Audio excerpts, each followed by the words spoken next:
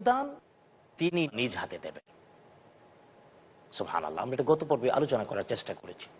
2 number, রোজাদার তার জন্য 2টি আনন্দ। একটি আনন্দ হলো তার সারাদিন রোজা রেখে ইফতারের মুহূর্তে, আর আরেকটি আনন্দ হলো যখন সত্যি জান্নাতের রাইয়ান দরজা দিয়ে প্রবেশ করে আল্লাহ সুবহানাহু ওয়া তাআলার সাক্ষাৎ লাভ করবে। আর 3 নাম্বার, রব্বুল আলামিনের হাবিব আমাদের শুনিয়েছেন একজন রোজাদার রোজা রাখার কারণে সে যখন খায় না, পান করে না, গলা শুকিয়ে যায়, পাকস্থলী একেবারে শূন্য থাকে, তখন স্বাভাবিকভাবে পেটের গভীর থেকে পিত্তরস নিপতিত হয়ে একটি স্বাভাবিক দুর্গন্ধ যেন বেরিয়ে আসে। হতে পারে কেউ কখনো হয়তো উপবাস থাকেনি, কিন্তু রমজানুল মুবারকে সিয়াম পালন করতে গিয়ে রব্বুল আলামিনের নির্দেশে একটি মাস পর্যন্ত সে খাওয়া দাওয়া পান করা থেকে সারাদিন বিরত থাকে। তাই তার কাছে এটা অস্বাভাবিক লাগতে পারে, অস্বস্তিকর লাগতে পারে। আর তাই রব্বুল আলামিন হাবিব মুহাম্মদুর রাসূলুল্লাহ সাল্লাল্লাহু আলাইহি ওয়াসাল্লাম বলেছেন, ওই যে একটি গন্ধ আসে নিজের কাছেও খারাপ লাগবে, জেনে রাখো আল্লাহর বান্দা, তোমারই খারাপ লাগা গন্ধটাও রব্বুল আলামিন এর কাছে মেশকে আম্বরের চেয়েও আরো বেশি মর্যাদা। সুবহানাল্লাহ। সুতরাং এই 3টি মর্যাদার প্রথমটি আমরা আলোচনা করেছি, এর মধ্যে আবার স্মরণ করিয়ে দিচ্ছি পরস্পরকে যে রোজা রব্বুল আলামিন নিজ হাতে এর প্রতিদান দেবেন। সুবহানাল্লাহ। সুতরাং রোজা রাখার চেষ্টা, প্রতিযোগিতা করা উচিত। রব্বুল আলামিন তৌফিক দিন আমাদেরকে, আমিন। 2 নাম্বার, রোজাদারের জন্য 2টি আনন্দের সময়, 2টি মহত্তম তৃপ্তি এবং পরিপূর্ণতা লাভের সময়। এর একটি হলো ইফতারের সময়। ফকিহগণ বলেছেন 3টি কারণে ইফতারের এই মুহূর্তটা রোজাদারের কাছে রব্বুল আলামিনের হাবিব কর্তৃক ঘোষিত আনন্দের, তৃপ্তির, সফলতা লাভের সময়। এক কারণ হলো যে বান্দা সারাটি দিন খাবার থেকে বিরত ছিল, তৃষ্ণায় পিপাসা নিবারণ থেকে বিরত ছিল, জৈবিক চাহিদা থেকে বিরত ছিল। এই বিরত থাকাটা সে কমপ্লিট করতে পেরেছে, অর্থাৎ আল্লাহ সুবহানাহু ওয়া তাআলার আদেশটা প্রতিপালন করতে পেরেছে। এই জন্য তার একটা আনন্দ। কারণ যথাযথভাবে রব্বুল আলামিনের একটি আদেশ, একটি বিধানকে যথাযথ প্রতিপালন করতে পারাটা বান্দা হিসেবে, গোলাম হিসেবে প্রত্যেক রোজাদারের কাছে তৃপ্তির, সফলতা, আনন্দের। 2 নাম্বার, আল্লাহ সুবহানাহু ওয়া তাআলা তাকে নির্দেশ দিয়েছিলেন খাওয়া যাবে না, পান করা যাবে না, আর এই মুহূর্ত থেকেই তার জন্য খাওয়ার আদেশ জারি করলেন আল্লাহ সুবহানাহু ওয়া তাআলা। তাই যিনি নিষেধ করেছিলেন তিনি আদেশ করেছেন। তাই নিষেধাজ্ঞা রহিত হয়ে খাদ্য গ্রহণের পক্ষে আদেশ প্রাপ্তির এই আনন্দ রোজাদারের জন্য। আর 3 নাম্বার, রোজাদার যা দোয়া করি আল্লাহ সুবহানাহু ওয়া তাআলা তা ফিরিয়ে দেন না, রব্বুল আলামিন ফিরিয়ে দেন না।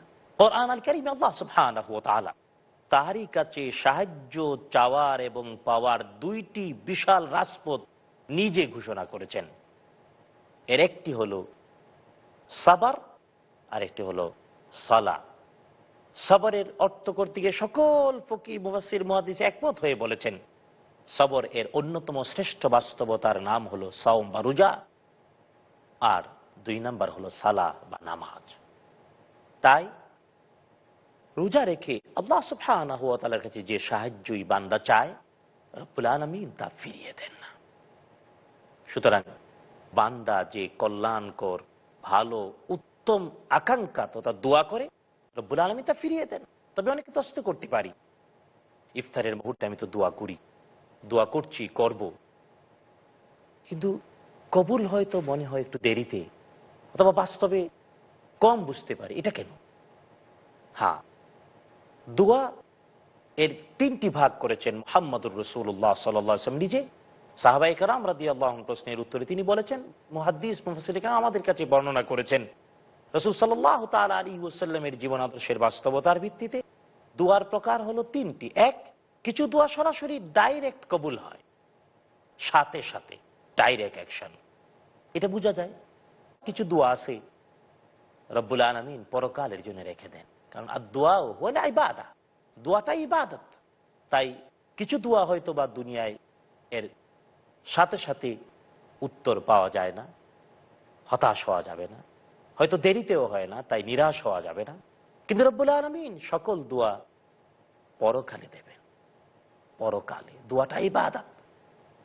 রব্বুল আলামিন যেটাকে বলেছেন উদউনি আস্তাজিব লাকুম, আমাকে ডাকো, আমাকে দোয়া করো, আমি তোমাদের দোয়ার সাড়া দেব। আল্লাহ সুবহানাহু ওয়া তাআলা রোজাদারের জন্য ইফতারের মুহূর্তে এই আনন্দ রেখেছেন। আনন্দ এটা হলো জাগতিক বাস্তবতায়। 2 নাম্বার, রোজার মর্যাদা। রোজাদারের মর্যাদা হলো সে জান্নাতের রায়্যান দরজা দিয়ে প্রবেশ করবে আর নিজের চর্মচক্ষে দেখতে পাবে আল্লাহ সুবহানাহু ওয়া তাআলাকে, যে আল্লাহ সুবহানাহু ওয়া তাআলাকে দেখতে চেয়ে আকাঙ্ক্ষা করেছিলেন মুসা আলাইহিস সালাম।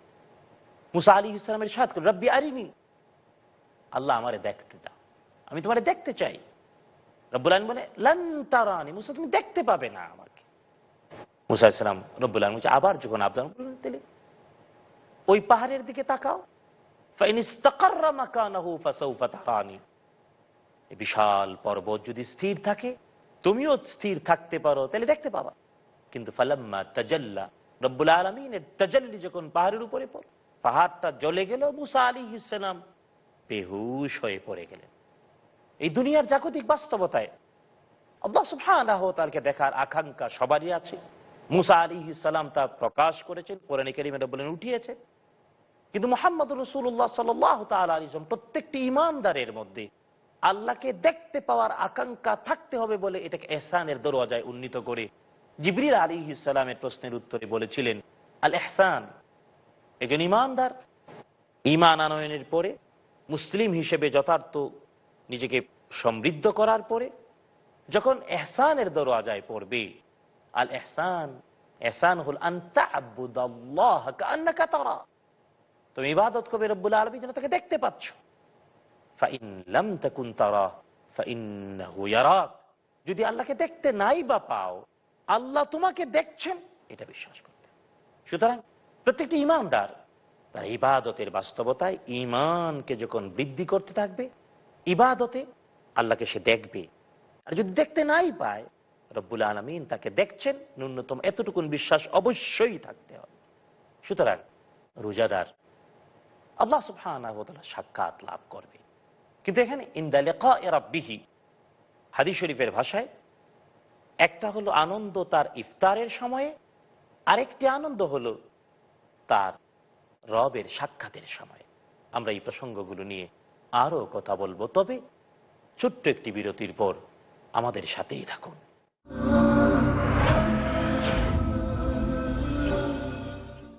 পুরস্কার, যে ব্যক্তি তাগুতকে অস্বীকার করলো, উদারতা, ইবাদত ওই বিষয়েই করব আমি যে বিষয়ে মুহাম্মদ সাল্লাল্লাহু আলাইহি সাল্লাম শরীয়ত হিসাবে প্রবর্তন করেছেন।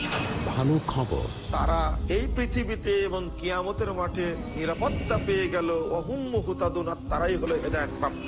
মুজাফফর বিন মুহসিন।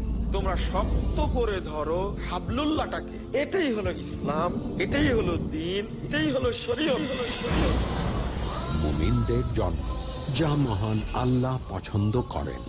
দেখুন শরিয়াতের মর্যাদা, প্রতি শনিবার বিকেল 4:30 বা পুনঃ সম্প্রচার সকাল 7টায় বাংলাদেশে পিস টিভি বাংলায়। পরিচর্যা ছাড়া কোনো জিনিসই তার সৌন্দর্যতা টিকে রাখতে পারে না। ঠিক তেমনই ঈমান ও আমলের পরিচর্যা ছাড়া একজন মুমিনও তার লক্ষ্য উদ্দেশ্যে বুঝতে পারে না। শাইখ আখতার মাদানী। আসুন রসুল সাল্লাল্লাহু আলাইহি সাল্লামের রেখে যাওয়া বাণী শ্রবণের মাধ্যমে নিজের ঈমান তাজা করুন এবং রিয়াদুস সালেহিনের দর্শে আমার সাথে থাকুন। দেখুন রিয়াজুস সালেহীন পরবর্তী অনুষ্ঠান পিস টিভি বাংলায়।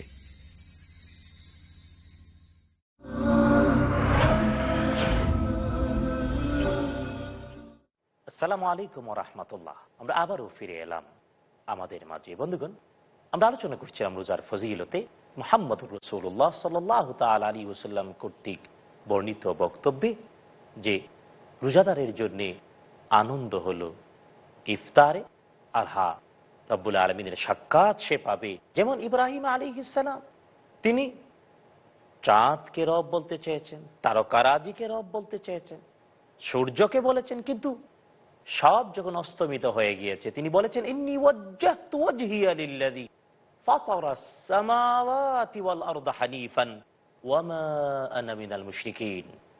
আমরা তো সবাই তা পারি, কিন্তু কয়েকটা হৃদয় তা অনুভব করে ইবাদতের মাধ্যমে। তথা রোজাদার যথাযথভাবে ইব্রাহিম আলাইহিস সালামের বক্তব্য বাস্তবে অনুভব করবে, দেখতে পাবে তার রবকে, অসংখ্য নিদর্শনের বাস্তবতা। আর হ্যাঁ, 3 নম্বর রোজার ফজিলত তা হলো রোজাদার খেতে পারে না, পিত্তরস পিত্তথলিতে পড়ে অ্যাসিড হয়ে উপরের দিকে খাদ্য হজম হওয়ার যে শক্তি স্টমাক থেকে নিচের দিকে যাওয়ার কথা, মাঝে মাঝে তা উপরের দিকে হয়তো উঠবে। এতে একটু কষ্ট, এতে একটু বিরক্তি, এতে একটু অস্বাভাবিকতা লাগতে পারে, কিন্তু এই অস্বাভাবিকতা আল্লাহ সুবহানাহু ওয়া তাআলার কাছে মেশকে আম্বরের চেয়েও বেশি সুগন্ধি। হ্যাঁ, এর ব্যাখ্যা করতে কি কোনো ফকিহ বলেছেন, হ্যাঁ, স্টমাক থেকে এমন অস্বাভাবিক গ্যাস উপরের দিকে উঠলে যে বিরক্তি বা অস্বস্তি লাগতে পারে, যথার্থ রোজাদার যিনি তার কাছে তার জন্য মেশকের চেয়ে বেশি আপদ মনে হয়। আর হ্যাঁ, আরেকটি অর্থ, রব্বুল আলামিন নিজে ওই গন্ধটাকে মেশকে পরিণত করে দেবেন। সুবহানাল্লাহ। হ্যাঁ, হতে পারে দুনিয়াতেও, আবার অবশ্যই তো পরকালে, কোনো সন্দেহ নেই। বন্ধুগণ, এবার আমরা আলোচনা করতে চাই রোজার যে এই মর্যাদা এবং ফজিলত। রোজা ফরজ, অতীতে সবার উপরে তা ফরজ ছিল, আমাদের উপরে হিজরি 2য় সনে তা ফরজ করা হয়েছে। এই সিয়াম ফরজ হিসেবে, অনেকগুলো বাস্তব মর্যাদার কারণ হিসেবে, সর্বোপরি আমাদের নিজেদের আত্মসমালোচনা পর্যালোচনা করার সুযোগ করে দেয়ার এই বাস্তবতায় এর সবগুলো ফজিলত, কল্যাণ আর মাহাত্ম্য লাভ করতে গিয়ে কি কি বিষয় থেকে আমাদের অবশ্যই বিরত থাকা দরকার, যা মুহাম্মদুর রাসূলুল্লাহ সাল্লাল্লাহু আলাইহি ওয়াসাল্লাম সুন্দর করে আমাদেরকে অগ্রিম জানিয়ে দিয়েছেন। কারণ যে বিষয়ে ত্যাগ না করলে রোজা যথার্থ হবে না, রোজার সওয়াব পূর্ণাঙ্গ হবে না, সওম হবে না, উপবাস হয়ে যাবে। তা কি? 1 নাম্বার, রাসূল সাল্লাল্লাহু তাআলা আলাইহি ওয়াসাল্লামের ভাষায় তিনি বলেছেন আসিয়ামু জুন্নাহ, রোজা হলো ঢাল। রোজা ঢাল স্বরূপ। ঢাল মানে এখনো পৃথিবীতে রয়েছে প্রতিপক্ষের যে কোনো আক্রমণ থেকে নিজেকে রক্ষার জন্য বিভিন্ন ধরনের ঢাল। যখন এক সময় তরবারির যুদ্ধ ছিল, তখন যুদ্ধের তরবারির মতোই আরেকটি প্রয়োজনীয় বিষয় ছিল ঢাল। যদিও আজকে তরবারি নেই বটে, কিন্তু আজকেও পৃথিবীর বিভিন্ন দেশ, বিভিন্ন অঞ্চলে পুলিশ বাহিনী অথবা যে কোনো আক্রমণ প্রতিহত করতে মধ্যস্থতাকারী গমন যারা করে, তাদের হাতে ঢাল থাকে, ঢাল নিজেকে সংরক্ষণের জন্য, হেফাজতের জন্য। রোজা হলো ঢাল স্বরূপ বলেছেন মুহাম্মদুর রাসূলুল্লাহ সাল্লাল্লাহু তাআলা আলাইহি ওয়াসাল্লাম। তবে এই ঢাল 2টি কারণে ধ্বংস হয়ে যায়। রাসূল সাল্লাল্লাহু আলাইহি ওয়াসাল্লামের ভাষায় 1 নাম্বার, এই ঢাল ধ্বংস হয় রাফাতের কারণে। রাফাত অশ্লীল যৌনতা, যৌনময় বিষয় আশয় নিয়ে চর্চার কারণে রোজা ঢাল স্বরূপ। রোজা অবস্থায় অশ্লীল তথা যৌনাচারমূলক কোনো কিছু করা যাবে না। রাফাত মানেই হলো অশ্লীল, যৌনতাময়, যৌন আবেদনময় যে কোনো কথাবার্তা, আচরণ। বন্ধু, নিজেকে আবিষ্কার করুন, রব্বুল আলামিন তৌফিক দিন, আমিন। আর 2 নাম্বার, আল জাহল, মূর্খতা। কথাটা বড় ব্যাপক। সহজভাবে বললে এই মূর্খতা মানে হলো কেন রোজা রাখলাম তা না জানা, কেন সিয়াম পালন করলাম তা না জানা।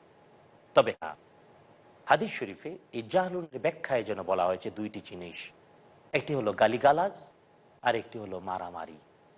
তাই রাসূল সাল্লাল্লাহু আলাইহি ওয়াসাল্লাম ইরশাদ করেছেন, যদি কেউ একজন রোজাদারকে গালিগালাজ করে, অকথ্য ভাষায় কথা বলে, সে বলবে 2 বার আমি রোজাদার, আমি রোজাদার।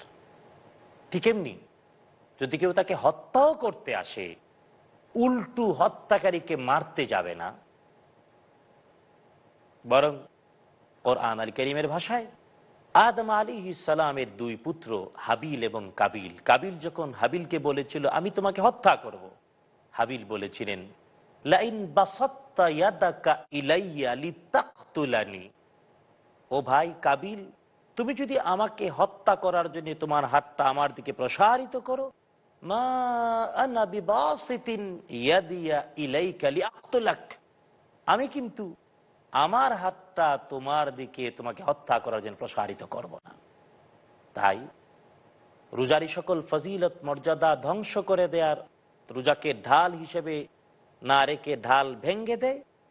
প্রথম হলো যৌনময় যে কোনো বিষয় রাফাস, আর 2 নাম্বার হলো মূর্খতা। এর মূর্খতার একটি হলো গালিগালাজ, আর আরেকটি হলো মারামারি কাটাকাটি।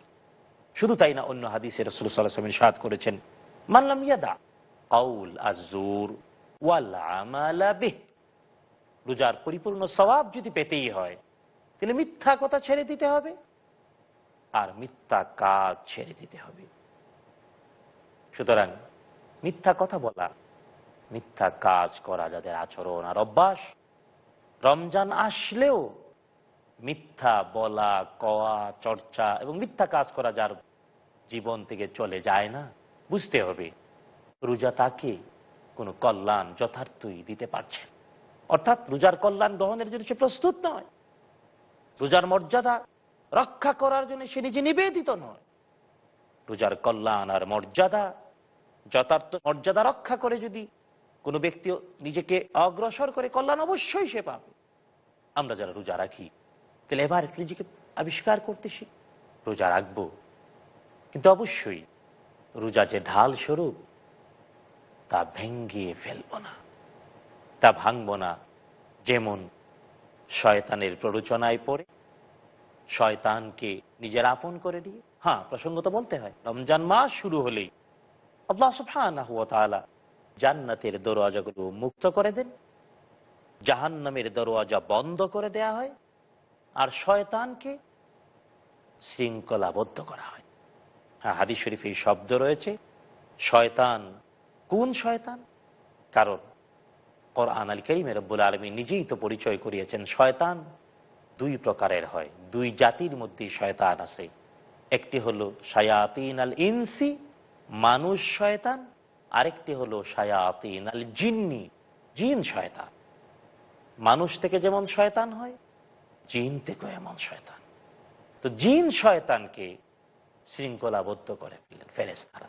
তো মানুষ শয়তান তো আর শৃঙ্খলাবদ্ধ থাকে না, বরং 2 শয়তান মিলে এই পৃথিবীতে মানবতাকে বিভ্রান্তির পথে পরিচালনা করার যে চেষ্টা করে, রমজান আল মুবারকে এসে এক শয়তান অন্য শয়তানের স্থলাভিষিক্ত হয়ে একা 2টা কাজ করার চেষ্টা করে, একজন 2 জনের কাজ করে। যে কারণে দেখতে পাওয়া যায় যারা দুষ্ট লোক, যারা সত্যিই শয়তান, ওরা অন্য সময়ের চেয়ে দুষ্টামিতে আরো বেশি পারঙ্গম হয়ে পড়ে। আমরা হয়তো অনেকে প্রশ্ন করতে চাইবো যে এই 2 পায়া তথা মানুষ শয়তান কারা? তাহলে বন্ধু শুনুন, রব্বুল আলামিন নিজে কোরআন আল কারীমে পরিচয় করিয়ে দিয়ে বলেছেন ওয়ালাকাদ যারানা লিজাহান্নামা কাসীরাম মিনাল জিন্নি ওয়াল ইনস, অনেক মানব আর দানব জাহান্নামে যাবে শয়তানির কারণে। আর এরা কারা? লাহুম কুলুবুন লা ইয়াফকাহুনা বিহা, হৃদয় আছে কিন্তু অনুধাবন শক্তি নাই। ওয়ালাহুম আ'য়ুনুন লা ইউবসিরুনা বিহা, আছে চক্ষু কিন্তু দেখে না, ভালোটা দেখে না, কল্যাণ। ওয়ালাহুম আযানুন লা ইয়াসমাউনা বিহা, আছে কান কিন্তু শুনতে পায় না। রব্বুল আলামিন এরা যদিও মানুষ, এদেরকে বলেছেন না ওরা চতুষ্পদ জন্তু, বরং এর চেয়েও নিকৃষ্ট।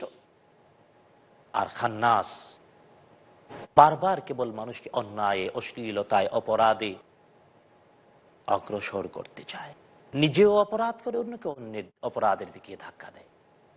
আল্লাহ সুবহানাহু ওয়া তাআলা এমন খান্নাসদের থেকে রোজাদারদের হেফাজত করেন, আমিন। আর নিজের খান্নাসি দমন করে সত্যি রব্বুল আলামিনের আব্দ বা গোলাম হওয়ার চেষ্টা করার তৌফিক দিন। তাই যে ব্যক্তি রমজান মাসে রোজা রাখতে গিয়ে মিথ্যা কথা, এবং মিথ্যা কাজ ছাড়তে পারে না। হাদিস শরীফের ভাষায় ফালাইসা লিল্লাহি হাজাতুন, আল্লাহর কোনো প্রয়োজনই নাই আইয়াদা তাআমাহু ওয়া শারাবাহু, যে মিথ্যা কথাও বলবে মিথ্যা কাজও করবে আর একটু খাবে না আর পান করবে না, না, দরকার নাই। এটি নতুন মজার বিষয় হলো এই হাদিসের মধ্যে রাসূল সাল্লাল্লাহু তাআলা আলাইহি ওয়াসাল্লাম সুন্দর করে বললেন, মান লাম ইয়াদা কাওলা যুরি ওয়াল আমালা বিহ, যে ব্যক্তি মিথ্যা কথা এবং মিথ্যা কথার কাজ ছাড়তে পারল না, আল্লাহর কোনো প্রয়োজন নাই, সে খাওয়া ছেড়ে দেবে অথবা পান ছেড়ে দেবে। এখানে কিন্তু যৌনতার কথাটা উল্লেখ করা হয় নাই। কারণ কি? কারণ হলো রমজানুল মুবারকে রোজার দিনে রোজাদারদের জন্যে রাফাস, যৌনতা সংশ্লিষ্ট যে কোনো বিষয়, অন্যায়, মিথ্যা তথা মিথ্যার ভিতরে অন্তর্ভুক্ত, মানে নিষিদ্ধ। অনেক মুফাসসিরিন কেরাম, মুহাদ্দিসিন কেরাম বলেছেন কাউলা যুর ওয়াল আমাল বিহ, মিথ্যা কথা আর মিথ্যা কাজ। এর মানে কি? প্রথমত হলো রব্বুল আলামিন রোজার দিনে যা হারাম করেছেন, শরিয়া রোজার দিনে যা নিষেধ করেছে তা করা অথবা বলা। তাই স্বাভাবিকভাবে হয়তো একজন মানুষ খাইল না, পান করলো না, কিন্তু হৃদয় থেকে যৌনতার বিষয়ে আলোচনা করে রগ রগা ভাব দিয়ে আলাদা তৃপ্তি অর্জনের চেষ্টা করলো, নাউযুবিল্লাহি মিন যালিক, এমনটা হচ্ছে, হয়। সুতরাং বন্ধু, রোজার পরিপূর্ণ সওয়াব যদি পেতেই হয় তাহলে আমাদেরকে ছেড়ে দিতে হবে অবশ্যই মিথ্যা কথা, মিথ্যা কাজ। শুধু তাই না, অশ্লীল যৌনাচারিতা এবং মূর্খতা তথা গালিগালাজ এবং ঝগড়াঝাটি, মারামারি আর কাটাকাটি। বন্ধুগণ, এগুলো কি কেবল রমজানের জন্যই? না, রমজানের ট্রেনিংয়ের মাস, প্রশিক্ষণের মাস। রমজানুল মুবারকে 12 মাসের 1 বছরের প্রতি 11 মাস অন্তর একটি মাস এই ট্রেনিং নেওয়া হচ্ছে, যাতে সারাটা মাস জুড়ে, সারাটা বছর জুড়ে, সারাটা জীবন জুড়ে, হ্যাঁ স্বাভাবিক কথায় প্রতি বছরের 1 মাস ট্রেনিং নিয়ে বাকি 11টি মাস পর্যন্ত ভালোভাবে, সুন্দর, সমৃদ্ধভাবে চলাচল করা যায়। আল্লাহ সুবহানাহু ওয়া তাআলা আমাদের সকলকে তারই খাঁটি গুলাম হওয়ার জন্যে, পূর্ণাঙ্গ মুসলিম হওয়ার জন্যে, ইসলামে পূর্ণাঙ্গ রূপে প্রবেশ করার জন্যে, তার হাবিবের অনুসরণে যথার্থই সিয়াম সাধনার, রোজা রাখার তৌফিক দিয়ে ধন্য করুন, আমিন। হাযা মা ইনদি ওয়াল ইলমু ইনদাল্লাহ আলাইহি তাওয়াক্কালতু ওয়া ইলাইহি উনীব। আসসালামু আলাইকুম ওয়া রাহমাতুল্লাহি ওয়া বারাকাতুহু।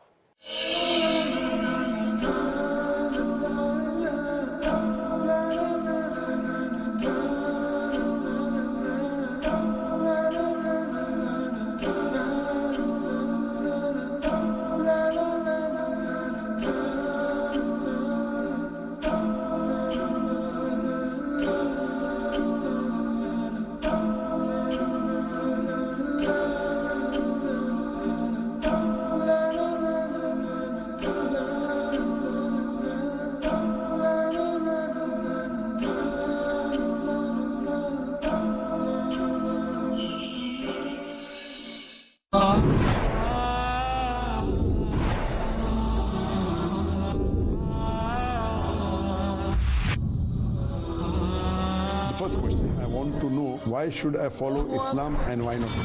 I ask that question because in Vedas and Quran both describe the Big Bang and the creation of human being with water. Is Veda also correct? The next question, my friend's daughter is in the 3rd stage of leukemia cancer. She told me why Allah says in the Quran, Allah does not burden a soul beyond that it can bear. Is there any burden more than what I am going through now? What does Allah really mean by this verse? Next question.